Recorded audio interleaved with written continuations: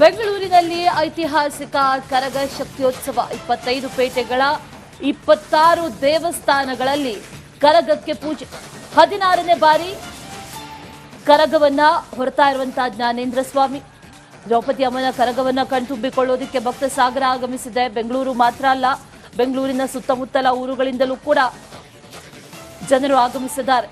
ಶಕ್ತಿಯೋತ್ಸವದ ಸಂಭ್ರಮ ಮನೆ ಮಾಡಿದೆ. ಈ ಬಾರಿಯೂ ಕೂಡ ಜ್ಞಾನೇಂದ್ರ ಅವರು 16ನೇ ಬಾರಿಗೆ ಕರಗವನ್ನ ಹೊತ್ತಿದ್ರು. ಅದ್ದೂರಿಯಾಗಿ ಕರಗ ಶಕ್ತಿಯೋತ್ಸವ ನಡೆದಿದೆ. ಆ ಕರಗ ಶಕ್ತಿಯೋತ್ಸವದ ದೃಶ್ಯಗಳನ್ನ ಗಮನಿಸ್ತಾ ಇದ್ದೀವಿ. ಮಸ್ತಾನ್ ಸಾಬ್ ದರ್ಗಾದೊಳಗೆ ಕರಗ ಹೋಗಿ ಆ ನಂತರದಲ್ಲಿ ಪ್ರದಕ್ಷಿಣೆ ಹಾಕಿ ಅಲ್ಲೂ ಕೂಡ ಪೂಜೆ ನಡೆದಿದೆ. ಆ ನಂತರದಲ್ಲಿ 26 ದೇವಸ್ಥಾನಗಳಿಗೂ ಕೂಡ ಈ ಕರಗ ಹೋಗಿರೋದು, ಅಲ್ಲೂ ಕೂಡ ವಿಶೇಷವಾದಂತ ಪೂಜೆ.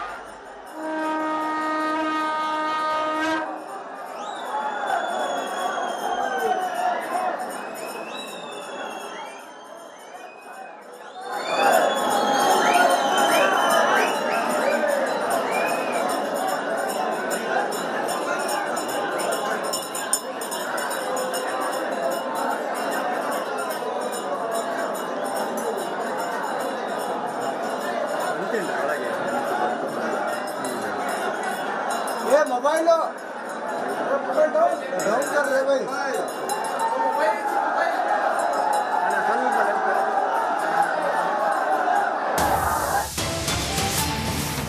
ಕಾಟನ್ಪೇಟೆಯ ಮಸ್ತಾನ್ ದರ್ಗಾದಲ್ಲಿ ಕರಗಕ್ಕೆ ಪೂಜೆ ಮಾಡಲಾಗಿದೆ. ಅದ್ದೂರಿಯಾಗಿ ಕರಗವನ್ನ ಬರಮಾಡಿಕೊಂಡಿದ್ದಾರೆ ಮುಸ್ಲಿಮರು. ಭಾವೈಕ್ಯತೆಯ ಸಂದೇಶವನ್ನ ಸಾರುವಂತಹ ಕರಗಕ್ಕೆ ಅಂಜನ ಹಚ್ಚಿ ದೃಷ್ಟಿ ತೆಗೆದಿದ್ದಾರೆ ಮುಸಾವರ್. ಮಸ್ತಾನ್ ಸಾಬ್ ದರ್ಗಾದ ಒಳಗೆ ಕರಗ ಪ್ರದಕ್ಷಿಣೆಯನ್ನ ಕೂಡ ಹಾಕಿದೆ. ಹಲವು ವರ್ಷಗಳಿಂದ ನಡೆದು ಬಂದಿರುವಂತಹ ಸಂಪ್ರದಾಯ ಇದು. ಇದೇ ರೀತಿಯಾಗಿ ನಡ್ಕೊಂಡು ಬಂದಿದೆ. ಅದೇ ರೀತಿಯಾಗಿ ಈ ಬಾರಿಯೂ ಕೂಡ ಯಾವುದೇ ಅಹಿತಕರ ಘಟನೆಗಳು ನಡೆಯದೆ ಬಹಳ ಅದ್ದೂರಿಯಾಗಿ ಕರಗ ಮಹೋತ್ಸವ ನಡೆದಿದೆ.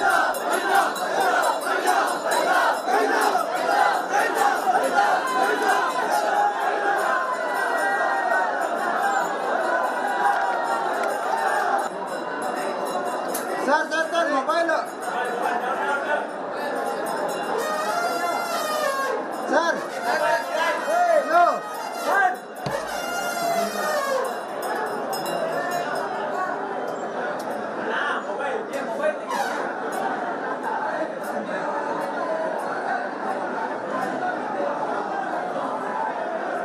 ದ್ರೌಪದಿ ಕರಗ ಭಾವೈಕ್ಯತೆಯ ಸಂದೇಶವನ್ನ ಸಾರುವಂತಹ ಕರಗ.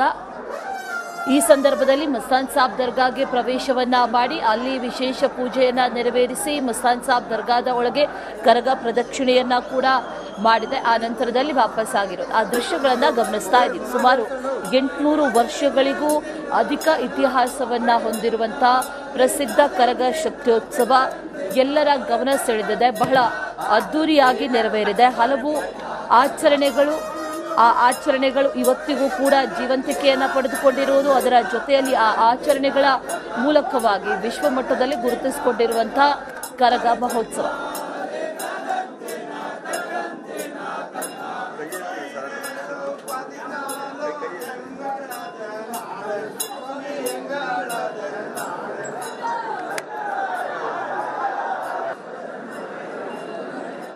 ವಿಶ್ವವಿಖ್ಯಾತ ಕರಗ ಧರ್ಮರಾಯ ಟೆಂಪಲ್ನಿಂದ ಹೊರಡಿರುವಂಥದ್ದು. ನಂತರ ಇಲ್ಲಿ ಅಂದರೆ ದರ್ಗಾಕ್ಕೆ ಬರುತ್ತೆ. ದರ್ಗಾದಲ್ಲಿ ಕೆಲವೊಂದಿಷ್ಟು ವಿಧಿವಿಧಾನಗಳನ್ನು ಮಾಡ್ತಾರೆ. ಇಲ್ಲಿ ನಾವು ದರ್ಗಾದಲ್ಲಿರುವಂಥ ಕೆಲವೊಂದು ಮೌಲ್ವಿಗಳನ್ನು ಮಾತಾಡಿಸುವಂಥ ಕೆಲಸವನ್ನು ಮಾಡ್ತೀನಿ. ಇಲ್ಲಿ ಯಾವ ರೀತಿಯಾದಂಥ ಪದ್ಧತಿಗಳನ್ನು ನಡೀತೆ ಅನ್ನುವಂಥದ್ದನ್ನು ಸರ್, ದರ್ಗಾಕ್ಕೆ ಇನ್ನೇನು ಕರಗ ಬರುತ್ತೆ, ಕರಗ ಬಂದ ನಂತರ ಇಲ್ಲಿ ಯಾವ ರೀತಿಯಾದಂಥ ಒಂದು ಪದ್ಧತಿಗಳು ವಿಧಿವಿಧಾನಗಳು ನಡೀತೆ?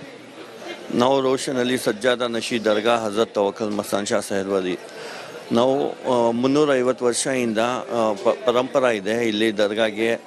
ಎವ್ರಿ ಇಯರ್ಸ್ ದರ್ಗಾಗೆ ವಿಸಿಟ್ ಮಾಡಿ ಇಲ್ಲಿ ದರ್ಗಾನಲ್ಲಿ ನಾವು ಲಿಂಬೆನೆ ಕೊಡ್ತೀನಿ ಕೈನಲ್ಲಿ, ಆಮೇಲೆ ಒಂದು ಹೂವು ಇದು ಕೊಡ್ತೀನಿ. ಆಮೇಲೆ ಅಲ್ಲಿಂದ ಧರ್ಮರಾಯ ಸ್ವಾಮಿ ಟೆಂಪಲಿಂದ ಒಂದು ಲಿಂಬೆಣ್ಣೆ ತೊಗೊಂಡು ಬಂದು ನಮಗೆ ಪ್ರೆಸೆಂಟ್ ಮಾಡ್ತಾನೆ.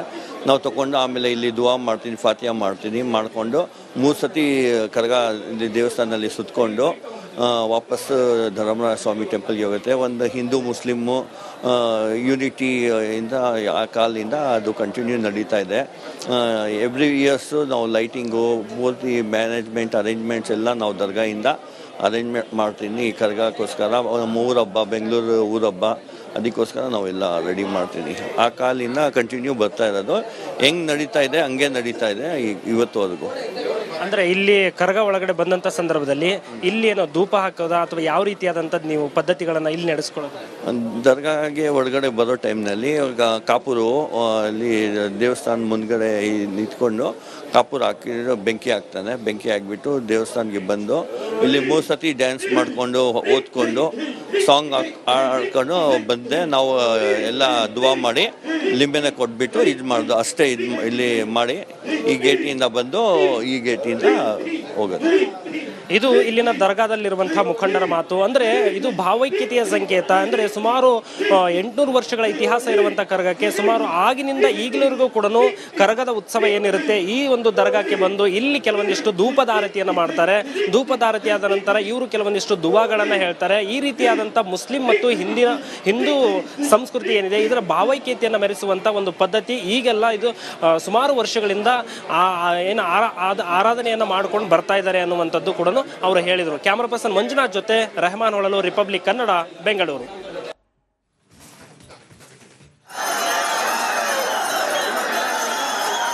ನೋಡಿ, ಮೈಸೂರಿನ ಜನರಿಗೆ ಈ ಮೈಸೂರು ದಸರಾ ಹೇಗೋ ಬೆಂಗಳೂರಿನ ಜನರಿಗೆ ಕರಗ ಕೂಡ ಅದೇ ರೀತಿ.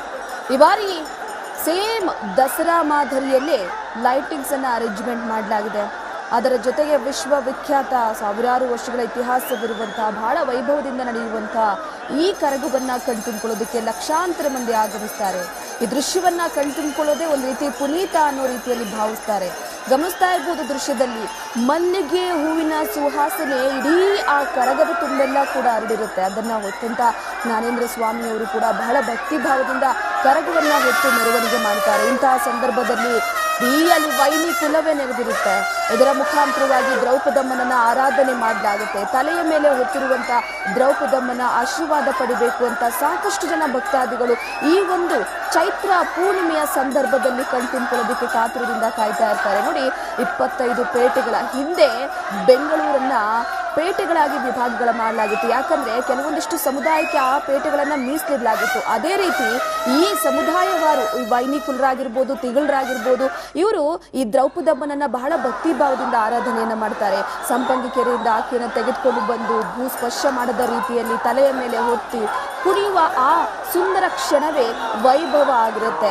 ಈ ಬಾರಿಯೂ ಕೂಡ ಲೈಟಿಂಗ್ಸ್ ಅರೇಂಜ್ಮೆಂಟ್ ಬಗ್ಗೆ ಹೇಳಲೇಬೇಕಾಗತ್ತೆ. ಯಾಕಂದ್ರೆ ಬೆಂಗಳೂರು ಅಂದ ತಕ್ಷಣ ಕೇವಲ ಇಲ್ಲಿ ದೊಡ್ಡ ದೊಡ್ಡ ಕಂಪನಿಗಳಾಗಿರ್ಬೋದು ಅಥವಾ ನಾನಾ ರೀತಿಯ ಬಗೆ ಬಗೆಯ ವ್ಯಾಪಾರ ವ್ಯವಹಾರಗಳಾಗಿರ್ಬೋದು, ಇದನ್ನ ಪಕ್ಕಕ್ಕಿಟ್ಟು ಧಾರ್ಮಿಕ ಆಚರಣೆಗಳಾಗಿರ್ಬೋದು, ಸಂಪ್ರದಾಯಗಳಾಗಿರ್ಬೋದು, ಅದರ ಜೊತೆಗೆ ಹಬ್ಬ ಹರಿದಿನಗಳನ್ನ ಬಹಳ ಭಕ್ತಿ ಭಾವದಿಂದ ಪಾಲಿಸ್ಕೊಂಡು ಬರಲಾಗುತ್ತೆ. ಅದೇ ರೀತಿ ಈ ಬೆಂಗಳೂರು ಕರಗದ ಸಂಭ್ರಮವನ್ನ ಒಮ್ಮೆ ನೀವು ನೋಡ್ತಾ ಇದ್ರೆ ಮತ್ತೆ ಅದನ್ನ ಕಣ್ತುಂಬಿಕೊಳ್ಬೇಕು ಅಂದ್ರೆ ನಾವು ಮುಂದಿನ ವರ್ಷಕ್ಕೆ ಕಾಯಲೇಬೇಕಾಗುತ್ತೆ. ರಾತ್ರಿಯ ಸಂದರ್ಭದಲ್ಲಿ ಸುಮಾರು 1 ಗಂಟೆಯ ಸಂದರ್ಭದಲ್ಲಿ ಈ ಒಂದು ಆರಾಧನೆ ಆರಂಭವಾಗುತ್ತೆ. ಇಂತಹ ಸಂದರ್ಭದಲ್ಲಿ ಈ ಶಕ್ತೋತ್ಸವವನ್ನ ಶಕ್ತಿಯ ಮುಖಾಂತರವಾಗಿ ಆಹ್ವಾನೆಯನ್ನ ಮಾಡಿಕೊಂಡು ಜ್ಞಾನೇಂದ್ರ ಸ್ವಾಮಿಯವರು ಕೂಡ ಈ ಕರಗವನ್ನ ಹೊತ್ಕೊಂಡು ಪ್ರದಕ್ಷಿಣೆಯನ್ನ ಹಾಕ್ತಾರೆ. ಅದರ ಜೊತೆಗೆ ಈ ದರ್ಗಾದ ಬಳಿ ಹೋಗುವಂತ ಸನ್ನಿವೇಶ ಬಹಳ ಕಣ್ಮನ ಸೆಳೆಯುತ್ತೆ. ಯಾಕಂದ್ರೆ ನಮ್ಮ ಹಿಂದೂ ಸಂಪ್ರದಾಯ ಆಗಿರ್ಬೋದು, ಮುಸ್ಲಿಂ ಸಂಪ್ರದಾಯ ಆಗಿರ್ಬೋದು, ಹಿಂದೂ ಸಂಪ್ರದಾಯದಲ್ಲಿ ಈ ನಮ್ಮ ವಿಗ್ರಹ ಆರಾಧನೆ ಇದೆ. ಆದರೆ ಮುಸ್ಲಿಂ ಸಂಪ್ರದಾಯದಲ್ಲಿ ಯಾವುದೇ ರೀತಿ ವಿಗ್ರಹ ಆರಾಧನೆ ಇಲ್ಲ. ಆದರೆ ನಾವೆಲ್ಲ ಕೂಡ ಸೌಹಾರ್ದತೆಯಿಂದ ಏಕತೆಯಿಂದ ಬಾಳ್ತೀವಿ ಎನ್ನುವಂತ ಪ್ರತೀಕತೆಗೆ ಈ ಒಂದು ಮೂಲ ಹಾದಿಯಾಗಿದೆ ಕರಗ ಅಂತ ಹೇಳ್ಬೋದು.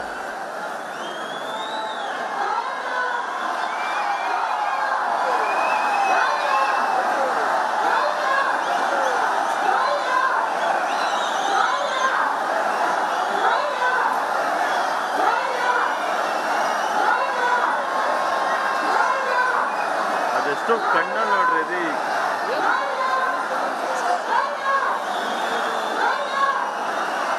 ಸ್ವಾಮಿಯವರು ಹೂವಿನ ಕರಗ ಹೊತ್ತು ಇದೀಗ ಬರ್ತಿದ್ದಾರೆ. ಅದರಲ್ಲಿ ಮಸ್ತಾನ್ ಸಾಬ್ ದರ್ಗಾಕ್ಕೆ ಭೇಟಿ ಕೊಟ್ಟಿದೆ. ಹೀಗಾಗಿ ಸಾಕಷ್ಟು ಪ್ರಿಪ್ರೇಷನ್ಸ್ ಮಾಡ್ಕೊಂಡಿದ್ದಾರೆ.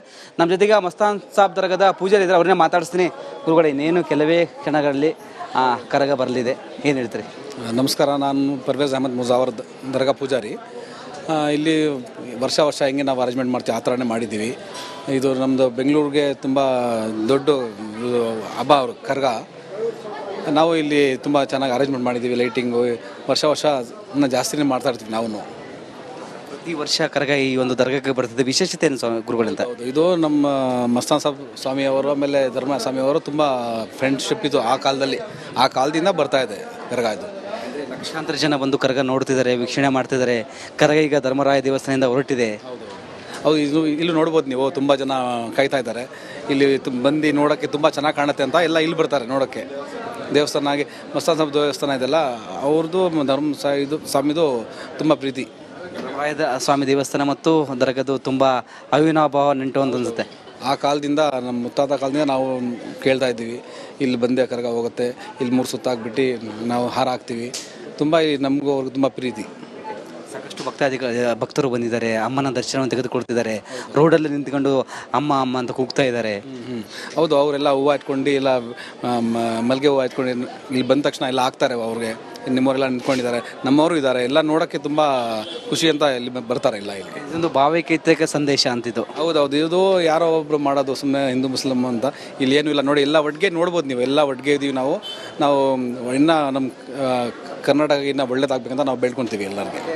ಯಾವ ರೀತಿ ಈ ಒಂದು ದರ್ಗಾ ಬಂದ ಮೇಲೆ ಕರಗ ಯಾವ ರೀತಿ ಪ್ರದಕ್ಷಿಣೆ ಆಗುತ್ತೆ, ಹೇಗೆ ಇರ್ತದೆ? ಇಲ್ಲಿ ಬಂದ್ಬಿಟ್ಟು ಫಸ್ಟ್ ಒಂದು ಸುತ್ತಾದ್ಮೇಲೆ ನಾವು ಸೆಕೆಂಡ್ ರೌಂಡ್ಗೆ ನಾವು ಹಾರ ಹಾಕ್ತೀವಿ.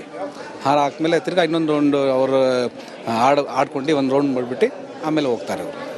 ಭಕ್ತಾದರು ಬಂದಿದ್ದಾರೆ ಅದರ ಕರಗ ನೋಡೋಲ್ಲ, ಅಮ್ಮ ನೋಡೋಲ್ಲ. ಹೌದೌದು, ಏನು ಹೇಳ್ತೀರಿ? ಅವ್ರು ತುಂಬ ಎಲ್ಲರಿಗೆ ಒಳ್ಳೇದಾಗಲಿ, ಎಲ್ಲರದ್ದು ಏನೇನಿದೆ ವಿಷ್ ಎಲ್ಲ ಪೂರ್ತಿ ಆಗಲಿ ಅಂತ ಹೇಳ್ತೀನಿ. ಈ ಬಾರಿ ಪೊಲೀಸರು ಬಿಗಿ ಬಂದೋಬಸ್ತನ್ನು ಕೈಗೊಂಡಿದ್ದಾರೆ. ಎಲ್ಲ ಕಡೆ ಬ್ಯಾರಿಕೇಡ್ ಹಾಕಿದ್ದಾರೆ, ರಸ್ತೆ ಬಂದ್ ಮಾಡಿದ್ದಾರೆ. ಯಾವುದೇ ಅಹಿತಕರ ಘಟನೆ ಆಗದಂತೆ ಸೂಕ್ತ ಬಂದೋಬಸ್ತನ್ನು ಮಾಡಿದ್ದಾರೆ. ಇನ್ನವರೆಗೂ ಕರಗಾಗಿ ಏನು ಆಗಿಲ್ಲ, ಆಗೋದು ಇಲ್ಲ. ಏನಕ್ಕಂದರೆ ಇದು ನಾವು ಹಿಂದೂ ಮುಸ್ಲಿಮ್ ಎಲ್ಲ ಒಂದೇ ಇದ್ದೀವಿ ಇಲ್ಲಿ. ಸುಮ್ಮನೆ ಯಾರೋ ಒಬ್ಬರು ಏನೇನು ಮಾಡೋದು ಎಲ್ಲ ಒಂದೇ ಇದ್ದೀವಿ ನಾವು. ಕೆಲವರು ದರಕ್ಕೆ ಹೋಗಬಾರ್ದು ಹಂಗೀಗಂತ ಕರಗದ್ರು, ಕೆಲವೊಬ್ಬರು ಹಿಂದೂ ಪರ ಮುಖಂಡರು ಹೇಳ್ತಿದ್ರು. ಅದು ಹೇಳೋರು ಹೇಳ್ತಾರೆ, ಅದು ಇಲ್ಲಿ ಏನೂ ಆಗಲ್ಲ. ಇಲ್ಲಿ ಬಂದೇ ಹೋಗೋದು, ನಾವು ಅವ್ರಿಗೆ ವೆಲ್ಕಮ್ ಮಾಡ್ತೀವಿ. ಜ್ಞಾನೇಂದ್ರ ಅವರು ಈ ಬಾರಿ 16ನೇ ಬಾರಿ ಕರಗ ಹೊರ್ತಿದ್ದಾರೆ. ಹಾಂ, ಹೌದೌದು, ಅವರು ಅಲ್ಲ ಯಾವಾಗ 16th ಇವಾಗ ಅವರೇ ಅವ್ರಿಗೆ ಏನೋ ಚೆನ್ನಾಗಿ ಗೊತ್ತಿದೆ, ಹೆಂಗೆ ಇಲ್ಲಿ ಬರ್ತಾರೆ, ಅವ್ರಿಗೆ ಹೆಂಗೆ ಸುತ್ತಾರೆ ಎಲ್ಲ ಚೆನ್ನಾಗಿ ಗೊತ್ತಿದೆ ಅವ್ರಿಗೆ. ಇಷ್ಟು ಮಸ್ತಾನ್ ಸಾಬ್ ದರ್ಗಾದ ಪೂಜಾರಿ ಮಾತಾಗಿತ್ತು. ಕ್ಯಾಮ್ರಾ ಪರ್ಸನ್ ಧನು ಜೊತೆ ವೀರೇಶ್, ರಿಪಬ್ಲಿಕ್ ಕನ್ನಡ, ಬೆಂಗಳೂರು.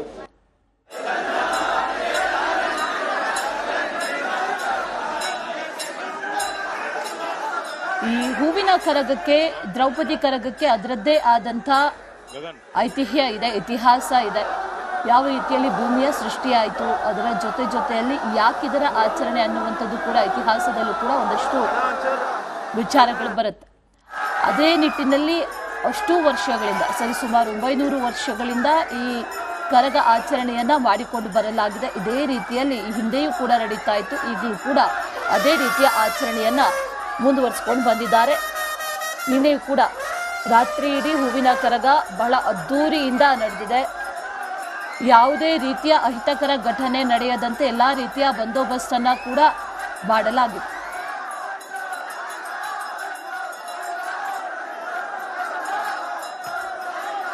ಇದೇ ವಿಚಾರಕ್ಕೆ ಸಂಬಂಧಪಟ್ಟಂತೆ ಡೀಟೇಲ್ಸ್ ಅನ್ನ ಕೊಡ್ತಾರೆ ನಮ್ಮ ಪ್ರತಿನಿಧಿ ರೆಹಮಾನ್, ನೇರ ಸಂಪರ್ಕದಲ್ಲಿ ಜಾಯಿನ್ ಆಗಿದ್ದಾರೆ. ರೆಹಮಾನ್, ಅದ್ದೂರಿಯಾಗಿ ಕರಗವನ್ನ ಕಣ್ತುಂಬಿಕೊಂಡಿದ್ದಾಗಿದೆ, ಜೊತೆಯಲ್ಲಿ ಹೂವಿನ ಕರಗ ಬಹಳ ಅದ್ದೂರಿಯಾಗಿ ನಡೆದಿದೆ. ಈಗ ಇವತ್ತು ಬೆಳಗ್ಗಿನ ಯಾವೆಲ್ಲ ಪದ್ಧತಿಗಳಿದೆ, ಬೆಳಗ್ಗೆ ಯಾವೆಲ್ಲ ವಿಧಿವಿಧಾನಗಳು ನಡೆಯುತ್ತೆ, ಪೂಜೆ ಯಾವುದೆಲ್ಲ ನಡೆಯುತ್ತೆ, ಯಾವ ರೀತಿಯಾಗಿ ತಯಾರಿಯನ್ನ ಮಾಡಿಕೊಳ್ಳಲಾಗ್ತಾ ಇದೆ ರೆಹಮಾನ್?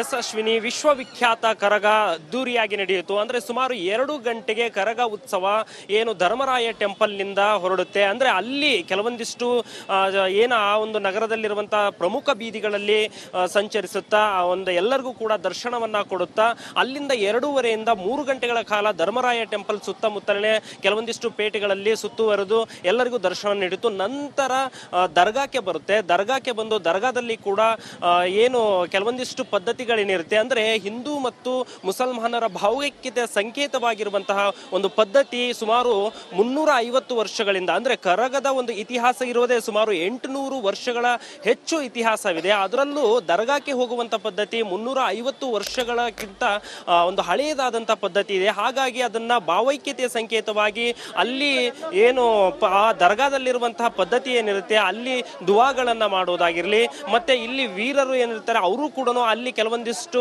ಹಲಗೆ ಸೇವೆಯನ್ನ ಸಲ್ಲಿಸುವಂತಹ ಕೆಲಸವನ್ನು ಕೂಡ ಮಾಡಿದ್ರು. ಅಲ್ಲಿ ಆದಂತ ಸಂದರ್ಭದಲ್ಲಿ ಅಂದ್ರೆ ದರ್ಗಾಕ್ಕೆ ಬಂದಂತ ಏನು ಕರಗ ಇರುತ್ತೋ ಆ ನಂತರ ಅದು ಅಣ್ಣಮ್ಮ ದೇವಸ್ಥಾನಕ್ಕೆ ಹೋಗುತ್ತೆ. ಅಣ್ಣಮ್ಮ ದೇವಸ್ಥಾನದಲ್ಲಿ ಕೂಡ ಕೆಲವೊಂದಿಷ್ಟು ಪದ್ಧತಿಗಳು ನಡೆಯುತ್ತೆ. ಅಲ್ಲಿ ಕೂಡ ಕೆಲವೊಂದಿಷ್ಟು ಪದ್ಧತಿಗಳನ್ನ ಅನುಸರಿಸಿ ಅಲ್ಲಿ ಪೂಜೆ, ಅಂದ್ರೆ ಅಣ್ಣಮ್ಮ ದೇವಸ್ಥಾನದಲ್ಲಿ ಕೂಡ ಕರಗ ಉತ್ಸವಕ್ಕೆ ಪೂಜೆ ಆಗುತ್ತೆ. ಅಲ್ಲಿ ಕೆಲವೊಂದಿಷ್ಟು ಆರತಿಗಳಾಗುತ್ತೆ. ಅಲ್ಲಿ ಕೆಲವೊಂದಿಷ್ಟು ಪದ್ಧತಿಗಳನ್ನ ನಂತರ ಮೈಸೂರು ಬ್ಯಾಂಕ್ ಸರ್ಕಲ್ ನಲ್ಲಿರುವಂತಹ ಇಲ್ಲಿ ನೋಡ್ತಾ ಇರಬಹುದು ಸಾಕಷ್ಟು ಜನರು ಈಗಾಗಲೇ ಕೂಡ ಕಾಯ್ತಾ ಇದ್ದಾರೆ. ಮೈಸೂರು ಬ್ಯಾಂಕ್ ಸರ್ಕಲ್ ಬಳಿ ಇರುವಂತಹ ಆಂಜನೇಯ ಸ್ವಾಮಿ ದೇವಸ್ಥಾನದಲ್ಲಿ ಕರಗ ಇನ್ನೇನು ಕೆಲವೇ ಕ್ಷಣಗಳಲ್ಲಿ ಈ ಒಂದು ದೇವಸ್ಥಾನಕ್ಕೆ ಬಂದು ಇಲ್ಲಿ ಕೂಡ ಕರಗಕ್ಕೆ ಆರತಿಯನ್ನ ಮಾಡುವಂತ ಒಂದು ಪದ್ಧತಿ ಆಗುತ್ತೆ. ಮತ್ತೆ ಲಿಂಬೆ ಹಣ್ಣುಗಳನ್ನ ಕೊಡುವಂತ ಒಂದು ಪದ್ಧತಿ ನಡೆಯುತ್ತೆ.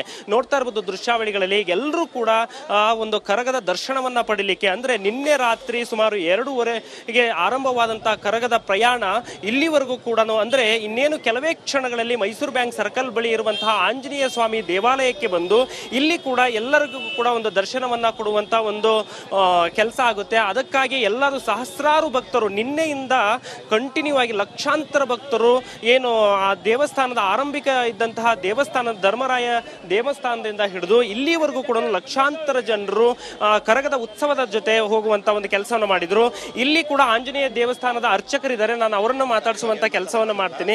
ಸರಿ, ಬರ್ತಾ ಇರೋ ದೇವಸ್ಥಾನಕ್ಕೆ ಬರುತ್ತೆ, ಇಲ್ಲಿ ಯಾವ ರೀತಿಯಾದಂತ ಒಂದು ಕೆಲಸಗಳು ಏನು ಪದ್ಧತಿಗಳಾಗುತ್ತೆ?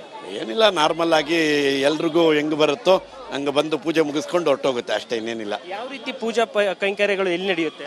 ಇಲ್ಲಿ ನಾರ್ಮಲ್ ದೇವರಿಗೆ ಅಭಿಷೇಕ, ಹೂವಿನ ಅಲಂಕಾರ, ಪ್ರಸಾದ, ಆಮೇಲೆ ಬೆಳಗಿಂದ ಸಂಜೆವರೆಗೂ ಅನ್ನದಾನ ಎಲ್ಲ ನಡೆಯುತ್ತೆ. ಪ್ರತಿ ವರ್ಷ ನಡೆಯುತ್ತೆ. ಪ್ರತಿ ವರ್ಷದಂತೆ ಕೂಡ ಈ ವರ್ಷನೂ ಕೂಡ ಇಲ್ಲಿ ಕರಗದ ಉತ್ಸವ ಮೂರ್ತಿ ಬರುತ್ತೆ. ಹಾಗಾಗಿ ಇಲ್ಲಿ ಕೂಡ ಕೆಲವೊಂದಿಷ್ಟು ಆರತಿ ಆಗಿರಬಹುದು, ಮಾಲಾರ್ಪಣೆ ಮಾಡೋದಾಗಿರ್ಬಹುದು, ಕೆಲವೊಂದಿಷ್ಟು ಪದ್ಧತಿಗಳನ್ನ ಇಲ್ಲಿ ನಾವು ಕೂಡ ಮಾಡೋದು ನಮ್ಮದ ಒಂದು ಪದ್ಧತಿ ಇರುತ್ತೆ ಅನ್ನುವಂಥದ್ದು ಕೂಡ ಈ ಒಂದು ಆಂಜನೇಯ ಸ್ವಾಮಿ ದೇಗುಲದ ಅರ್ಚಕರ ಮಾತಾಗಿದೆ ಅಂತಾನೆ ಹೇಳ್ಬೋದು. ಇಲ್ಲಿಗೆ ಇನ್ನೇನು ಕೆಲವೇ ಕ್ಷಣಗಳಲ್ಲಿ ಕರಗ ಬರುತ್ತೆ. ಕರಗ ಬಂದಂತ ಕ್ಷಣ ನಂತರ ಇಲ್ಲಿಂದ ಮತ್ತೆ ಕೆಲವೊಂದಿಷ್ಟು ಪ್ರಮುಖ ರಸ್ತೆಗಳ ಮುಖಾಂತರ ಹಾದು ಹೋಗಿ ನಂತರ ಕರಗ ಮತ್ತೆ ಧರ್ಮರಾಯ ದೇವಸ್ಥಾನಕ್ಕೆ ಅಲ್ಲಿ ಮತ್ತೆ ಅಂದ್ರೆ ಮೂಲ ಎಲ್ಲಿಂದ ಅಂದ್ರೆ 2 ಗಂಟೆ ಸುಮಾರಿನಿಂದ ಏನು ಕರಗದ ಉತ್ಸವ ಏನು ಮೆರವಣಿಗೆ ಹೊರಡಿತೋ ಅದೇ ಒಂದು ದೇವಸ್ಥಾನದ ಮೂಲ ದೇವಸ್ಥಾನಕ್ಕೆ ಮತ್ತೆ ಕರಗದ ಉತ್ಸವ ಮೂರ್ತಿ ಮತ್ತೆ ಅಲ್ಲಿಗೆ ಹೋಗುತ್ತೆ ಅಂತಾನೆ ಹೇಳ್ಬೋದು.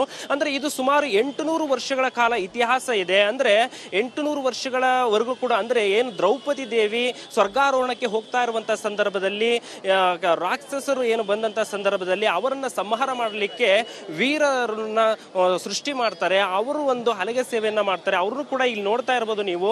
ಏನು ಅಲ್ಲಿ ದೇವಸ್ಥಾನದ ಎದುರುಗಡೆ ಕೂಡ ಅವರ ಸೇವೆಯನ್ನ ಸಲ್ಲಿಸಿದ್ರು, ಮತ್ತೆ ದರ್ಗಾದಲ್ಲಿ ಕೂಡ ಅವರ ಸೇವೆಯನ್ನ ಕಲಿಸಿದ್ರು. ಅಲ್ಲಿ ಅವರ ಭಕ್ತಿ ಭಾವದಿಂದ ಅವರವರ ಸೇವೆಯನ್ನು ಸಲ್ಲಿಸಿದ್ರು. ಈಗ ಇಲ್ಲಿ ಮೈಸೂರು ಬ್ಯಾಂಕ್ ಸರ್ಕಲ್ ನಲ್ಲಿ ಇರುವಂತಹ ಆಂಜನೇಯ ದೇವಸ್ಥಾನದಲ್ಲೂ ಕೂಡ ಈಗ ಅವರು ಆಲ್ರೆಡಿ ಕರಗಕ್ಕಾಗಿ ವೇಟ್ ಮಾಡ್ತಾ ಇದ್ದಾರೆ. ಇನ್ನೇನು ಕರಗದ ಉತ್ಸವ ಮೂರ್ತಿ ಬಂದ ತಕ್ಷಣ ಮತ್ತೆ ಅವರು ಇಲ್ಲಿ ಸೇವೆಯನ್ನ ಸಲ್ಲಿಸಿ ಮತ್ತೆ ಮೂಲ ದೇವಸ್ಥಾನಕ್ಕೆ ಮರಳಿ ಹೋಗ್ತಾರೆ. ಅಶ್ವಿನಿ.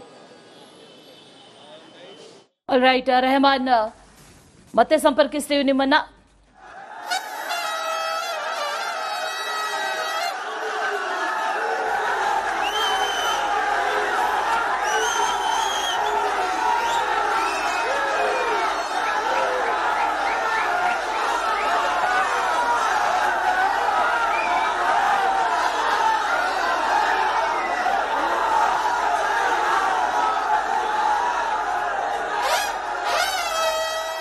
ನೋಡಿ, ಕರಗ ದ್ರೌಪದಿ ಆರಾಧನೆ ಆಗಿದ್ರು ಕೂಡ ಇಲ್ಲಿ ಕರಗ ದರ್ಗಾಕ್ಕೆ ಬರುವಂಥದ್ದು ಪರಸ್ಪರ ಗೌರವ ಆಗಿರ್ಬೋದು, ಅದರ ಜೊತೆಗೆ ಧರ್ಮಗಳ ನಡುವಿನ ಸ್ನೇಹದ ಪ್ರತೀಕತೆಯನ್ನು ತೋರಿಸುತ್ತೆ ಅಂತ ಹೇಳ್ಬೋದು. ಮತ್ತೊಂದು ಕಡೆ ಸುಮಾರು 300 ವರ್ಷಗಳ ಹಿಂದೆ ಮುಸ್ಲಿಂ ಸಮುದಾಯದ ಸಂತರುಗಳು ಈ ದ್ರೌಪದಿಯನ್ನು ಬಹಳ ಗೌರವದಿಂದ ಆರಾಧನೆಯನ್ನು ಮಾಡಿದ್ರಂತೆ. ಅದರ ಜೊತೆಗೆ ಆ ಸ್ಥಳದಲ್ಲಿ ಸ್ವಾಗತ ಮಾಡಲಾಗುತ್ತಂತೆ. ಹಾಗಾಗಿ ದರ್ಗಾಕ್ಕೆ ಬಂದು ಅಲ್ಲಿ ಧೂಪವನ್ನ ಸ್ವೀಕರಿಸಿ ತದನಂತರ ಮುಂದಿನ ದಾರಿಯಲ್ಲಿ ಸಾಗುವುದು ಈ ಕರಗದ ಪ್ರತೀಕತೆ ಅಂತ ಹೇಳ್ಬೋದು. ಪ್ರತಿ ವರ್ಷವೂ ಕೂಡ ಇದೇ ರೀತಿಯಾದಂಥ ಸಂಪ್ರದಾಯವನ್ನ ಪಾಲಿಸ್ಕೊಂಡು ಬರಲಾಗ್ತಾ ಇದೆ. ಬೆಂಗಳೂರಿನಲ್ಲಿರುವಂತಹ ಸುಮಾರು 25 ಪೇಟೆಗಳಲ್ಲಿ ಈಗಾಗಲೇ ಈ ಕರಗಕ್ಕೋಸ್ಕರ ಕಾಯುವಿಕೆಯಿಂದ ಅಂದ್ರೆ ಭಕ್ತಾದಿಗಳೆಲ್ಲ ಕೂಡ ಈ ಕರಗವನ್ನ ಕಣ್ತುಂಬಿಕೊಳ್ಬೇಕು ಅಂತ ಕಾತುರತೆಯಿಂದ ಕಾಯ್ತಿದ್ದಾರೆ. ಯಾವುದೇ ರೀತಿಯ ಅಹಿತಕರ ಘಟನೆ ಆಗಬಾರದು ಅನ್ನುವಂತಹ ನಿಟ್ಟಿನಲ್ಲಿ ಬಿಗಿ ಪೊಲೀಸ್ ಬಂದೋಬಸ್ತನ್ನ ಆಯೋಜನೆ ಮಾಡಲಾಗಿದೆ. ಅದರ ಜೊತೆಗೆ ಇಲ್ಲಿ ಭಕ್ತಿ ಅನ್ನೋದಕ್ಕಿಂತ ಧರ್ಮಗಳ ನಡುವಿನ ಪರಸ್ಪರ ಗೌರವ, ಅದರ ಜೊತೆಗೆ ಪ್ರತಿ ವರ್ಷವೂ ಸಲ್ಲುವಂತಹ ಈ ಚೈತ್ರ ಪೂರ್ಣಿಮೆಯಂದು ಈ ಕರಗ ಮಹೋತ್ಸವವನ್ನು ಕಣ್ತುಂಬಿಕೊಳ್ಬೇಕು ಅನ್ನುವಂಥದ್ದು ಭಕ್ತಾದಿಗಳ ಒಂದು ಬಯಕೆ ಕೂಡ ಆಗಿರುತ್ತೆ. ಅದೇ ರೀತಿಯಲ್ಲಿ ಈ ಬಳೆಪೇಟೆ, ಬಿನ್ನಿಪೇಟೆ, ಅರಳೆಪೇಟೆ ಆಗಿರ್ಬೋದು, ಇನ್ನೆಲ್ಲ ಕೂಡ ಬಹಳ ಭಕ್ತಿ ಭಾವದಿಂದ ದ್ರೌಪದಮ್ಮನನ್ನ ಬರಮಾಡ್ಕೊಳ್ಳಲಾಗುತ್ತೆ, ಆರಾಧನೆ ಮಾಡಲಾಗುತ್ತೆ. ಅದೇ ರೀತಿ ಗಮನಿಸ್ತಾ ಇರ್ಬೋದು ದೃಶ್ಯದಲ್ಲಿ ಮಸ್ತದ್